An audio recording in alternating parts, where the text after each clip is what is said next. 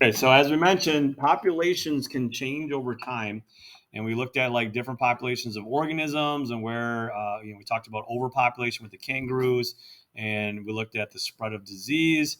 Well, we can take what we learn about nature and how population density can affect nature, and we can apply it to humans. And so we're going to look a little bit at how we apply that straight up to humans here. So, what is this a picture of?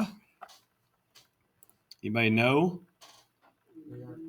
I would guess New York. I don't know New York well enough to say for certain it is New York, but I would guess. Might be Tokyo. See an Empire State Building, this thing here? Does look like it. Hard to say. I'm sure if you had your text with you could open it up and take a peek and probably tell us what it is. But yeah, it's a majorly populated city. And in cities like this, I'm going to guess New York though, because as I look in the background here, it looks like that's going to be Central Park. And then you kind of see this water area over here, but I don't see anything. Well, I don't know. It's hard to say. Hard to say. But obviously, there's a lot of people that live there. Anybody know how many people live in New York? Top of your head? Nobody knows. Think so? Let's check it out. New York population. My number here says 8.4 million as of 2021. So a couple weeks back, Jonas was here, and he and his buddy both stopped and stayed in New York for a couple of days just to check it out because why not? You're in the U.S. and it's quite populated place. Okay, 8.4 million people. How many people do we have in Wisconsin?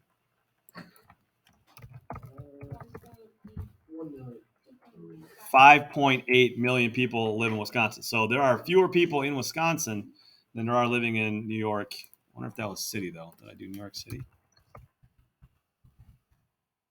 New York City pop. Yeah. So we only have 5.8, whereas the city of New York alone has 8.4. Whoa. So all the Wisconsin people is only 2/3 ish of who lives in New York. Crazy. So that being said, we'll take a look at a couple of the objectives here regarding how we can apply what we know or learn about population growth to people. So describe the change of human population sizes over time and explain why population growth rates differ between countries. In the next chapter, we'll look in a little more detail at those different countries and how countries that are just kind of getting started on their industrialization path have differences in their population growth rates. Here we go. Historically speaking, the size of the global human population, it's still increasing, but the rate has been decreasing. It's been slowing down a little bit. Now, again, this textbook is pretty new, but here on the graphic, they show 8 billion. Well, we've already passed the 8 billion mark, and it's 2022, I think. Like November of 2022, I think, is when we passed it. So we're already a little bit beyond our graph here, which is kind of interesting. But yeah, the size of the population is still increasing, but theoretically it's slowing down.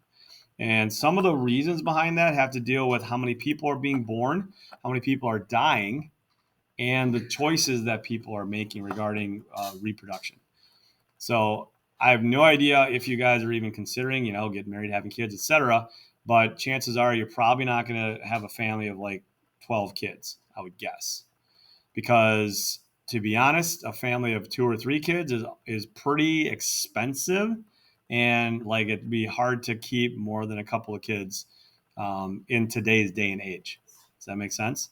Back in the day, back when my parents were raising kids or they were kids themselves, um, you know, things were a little less expensive. We didn't have as much inflation, so they were able to have 8 kids. Like my dad's side, they had 8 kids. They lived on a farm, and they kind of needed 8 kids to be able to run the farm. Well, my wife and I, we don't live on a farm, and Jaden and Caleb don't work on the farm that we don't own, so we don't need like a whole great big family. So we had kind of talked about that, during the marriage time of, how many kids are we looking to have? So we only have 2, which is different than both of our families. Okay. So that transition I mentioned, it really does have to do with the turning of the tide as far as industry goes, as far as healthcare goes, as far as medicine goes, and expense. I mean, kids are expensive these days. It takes money to be able to get food and diapers and childcare. Childcare is outrageous right now. If you are a work outside of home kind of family, and you want to drop your kids off at daycare, it can cost you like thousands of dollars a month, which is kind of wild. Okay. So all that being said, generally speaking, when countries and places go through this demographic, this transition demographic, early countries, when they're just kind of getting going as far as like getting out of just agrarian society, what does that mean? Getting out of just farming to survive, sustenance farming. We talked about that a little bit. Like whatever I can farm is what I can feed my family directly.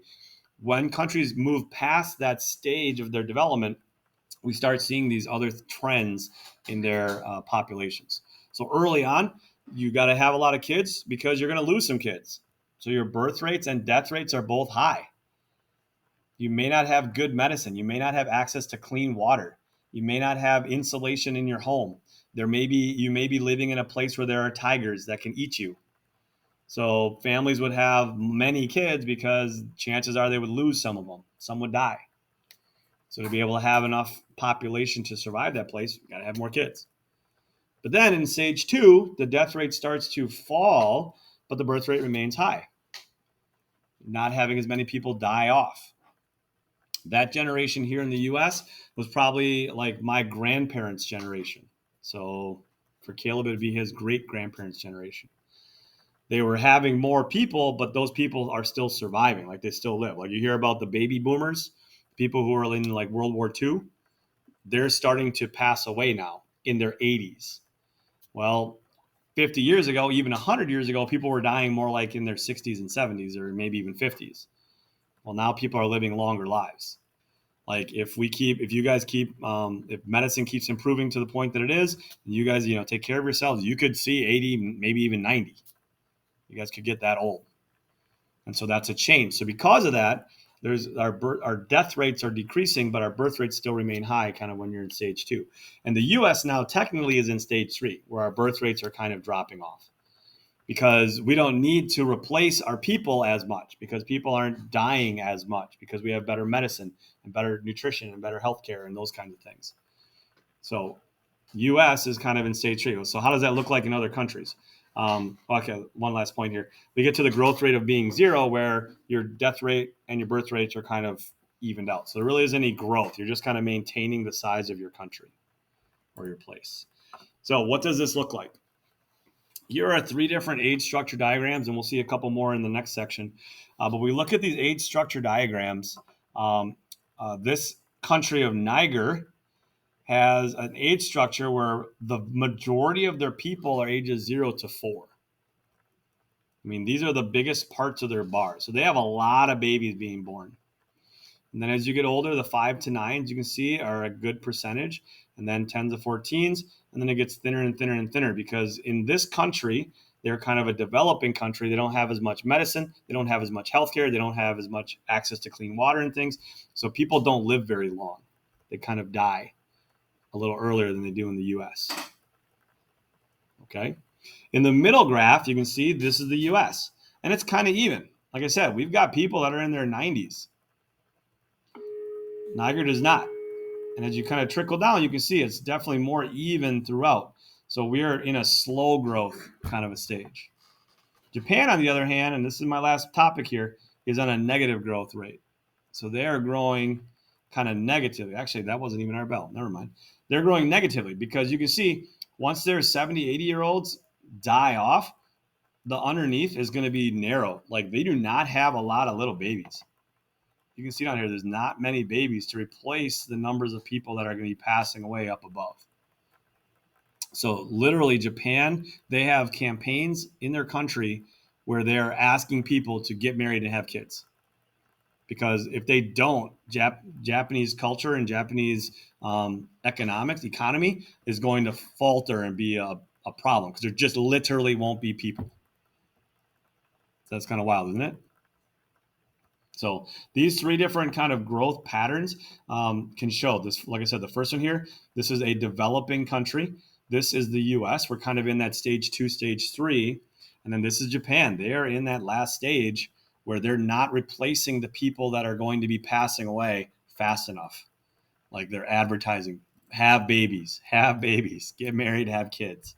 to keep the Japanese economy still going. It's kind of wild. So again, we'll talk about this a little bit more in chapter 6. So if you look across the board here, Niger, lots of 10 to 14s, slower growth rates in the U.S., and this is getting narrower, and it's still trending narrower and narrower. There's fewer and fewer little babies being born in Japan. Oof. All right. You got a couple of review questions to work on. Those, I think I just posted them. If I didn't, I will in just a moment. I did not, so I will post those. And then, like I said, tomorrow will be a work day. You can work on your chapter review, which I'll also post here in a moment, as well as we're going to watch a video that we talked about, the sea wolves. Take a look at some different demographics and life patterns. So